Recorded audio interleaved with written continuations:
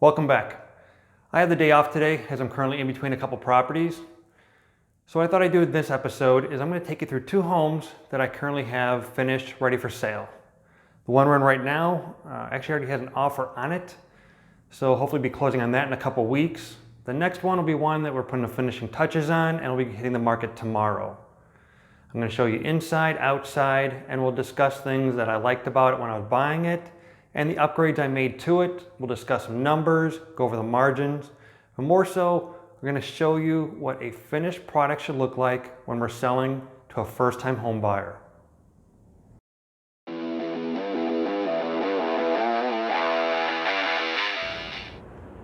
This property has a living room, dining room combination. So we pulled up the old carpeting, exposing the hardwood floors, refinished those, cleaned and polished all this beautiful original trim, new paint on walls and ceilings, cleaning the windows, and replacing all the old outlets and covers to give it a fresh, new, clean look. Very simple, very cost effective. We have two fair-sized bedrooms with good-sized closets. Replace the carpeting. Again, paint the walls, paint the trim, paint the ceiling. New lights, clean the windows, replace the outlets and covers.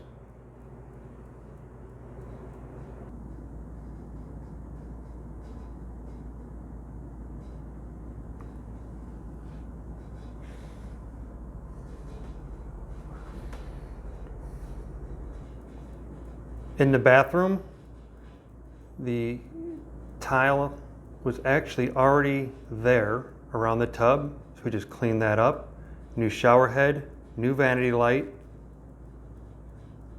kept the medicine cabinet, new vanity, new faucet, new toilet, cleaned the tub,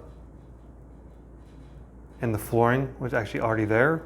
New paint on the walls and ceiling, and we were good to go.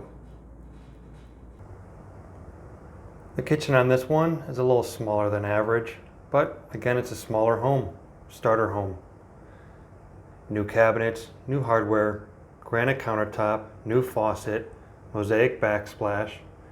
The floor, like in the bathroom, was already in. This is a rolled vinyl I generally would not use, but it was newer, so we went ahead and kept it, and it's already clean and modern.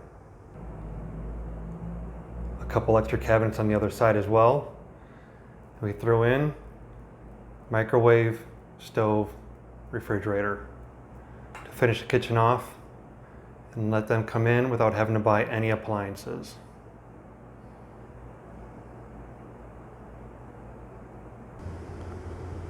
Basement's very simple. Wipe everything down, whitewash the walls, gray paint on the floor. The buyer now has clean, dry space for storage.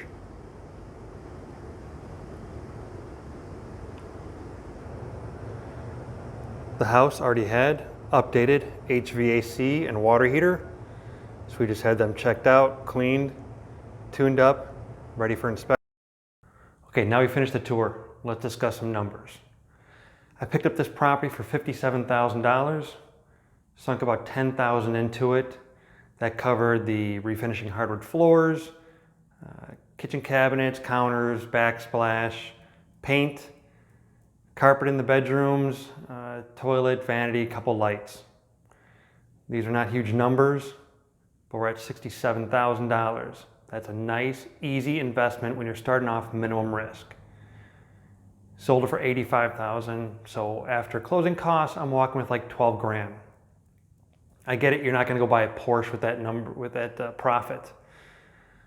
But here's the key numbers. 2 weeks, start to finish. When I closed on the property till this property was ready for sale back in the market, 2 weeks. That's $12,000, 2 weeks, $6,000 a week profit. And your percentage on that, your return on investment, 12,000 to the 67, you're like 18%, damn near 20% return. Where are you gonna get that kind of return? This is to grow your business. Even if you just stay at this level, and especially if you're doing it part-time, You could bang out 4 of these in a year easy. You're talking damn near 50 grand a year cash part-time. Even if you don't want to grow, you don't want to expand, you don't want to take any more risk. Don't get blown away by big numbers and big projects. Keep it simple, keep it smart, keep the money, keep reinvesting in yourself and the new business. Okay, let's go take a look at the next property. We'll go over those numbers as well. Okay, we're at the second property now. Like I said, this one's about 99.5% done. Couple quick cleanups, final touch-ups on paint, getting the photographs taken, uploaded to MLS, and it's going up for market tomorrow. But I'll show you around. You'll see some similarities to the previous property we just looked at, as well as a couple differences, and I'll explain those as well. Other than that, let's get started on the tour. I'll come back, we'll discuss numbers. Here we are starting inside with the living room, dining room, an actual bonus area space when you first walk in. Remember this bonus space right here that you're looking at, as we're going to come back to it at the end of the viewing, and I'm going to discuss a possible change that could have been made there. Now, carpeting all throughout here, not something I would have normally done. However, the sellers had just installed this brand new carpeting, which is actually pretty decent carpeting, weeks before I bought it. So to tear it out really did not make a lot of sense. However, just went ahead, cleaned it up, paint, walls, ceiling, trim, lights, moving on. Now, into the kitchen we go.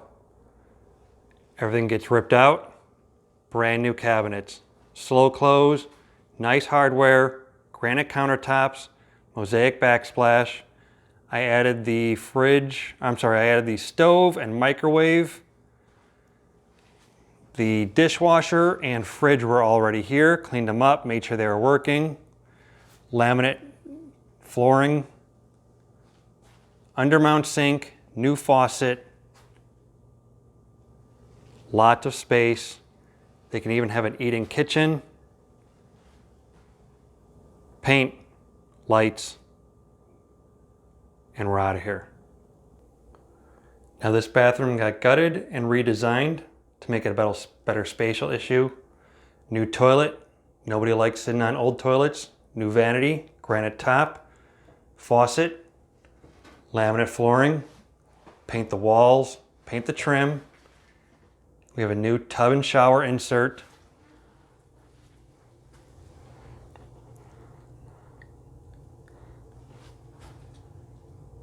New faucet, new shower head, new bath fan.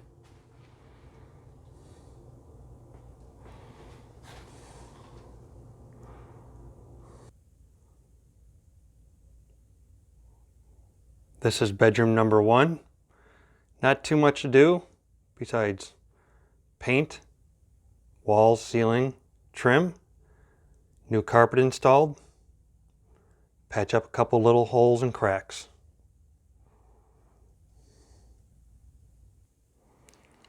Now here's this large walk-in closet attached to the first bedroom. This was partially unfinished, just subfloor and some exposed ceiling. So we drywalled that, painted it, put in new carpeting, added this little knee wall here to make a better closet space. And honestly, if this becomes a kid room, plenty of space in here for playing as well. Now in here is where some changes were made, because this was technically just a loft. So we built that wall there, added the door, built that closet to make it a full, true bedroom. Painted the walls, ceiling, trim, the usual. Added this carpeting, some quick, simple staging. Now you'll notice the walls here, made of wood. That was a debate whether to paint them or leave them. It's not really my style to leave, but there are a lot of people that do appreciate natural wood. And if someone wants to buy the house that doesn't, a quick coat of paint, makes it all possible.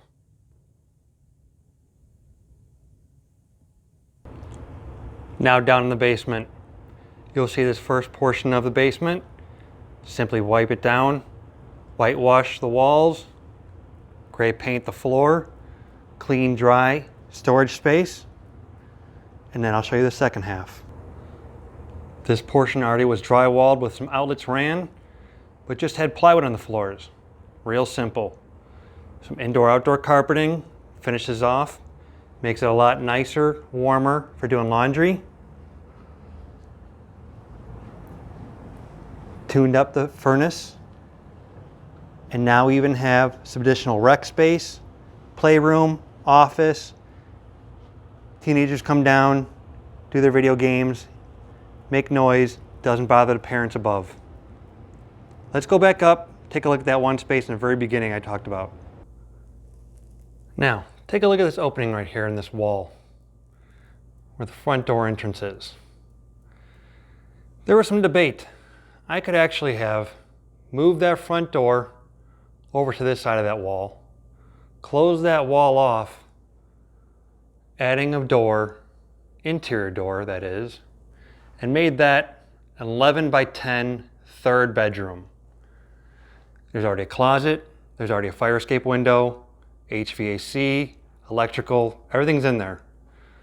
Would have cost me maybe $4,000, let's say, total. Why did not? Prices in this neighborhood for a large 2-bedroom are pretty close to that of a small 3rd-bedroom home. And I already had enough things going on where I didn't want to take on too much and worry about extending this property's flip or running into permit issues.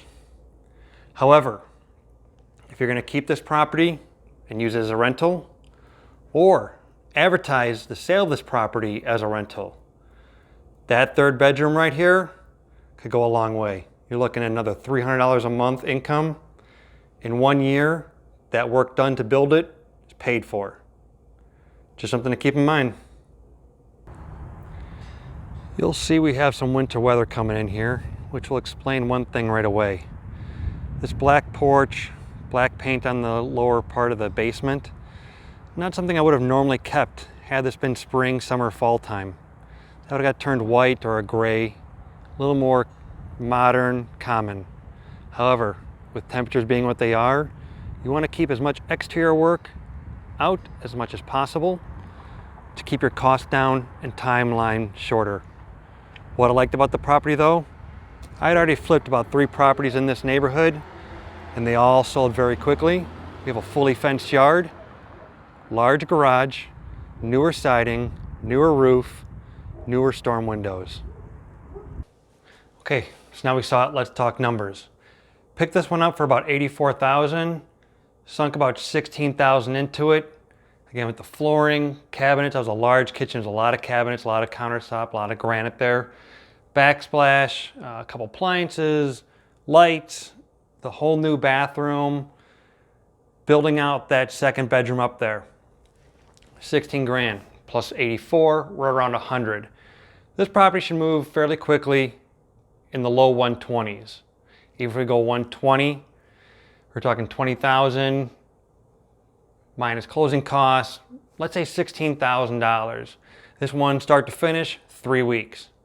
So 16 grand in 3 weeks, part-time, just making sure people are showing up, taking care of the stuff they have to do, and you're taking care of the extra work that you can do for that sweat equity, bringing in extra cash. That's going to bring you a proceed 16,000 into the 84. I'm sorry, into the 100 you're into. So again, 18% return of investment in 3 weeks, and you're moving on to the next property.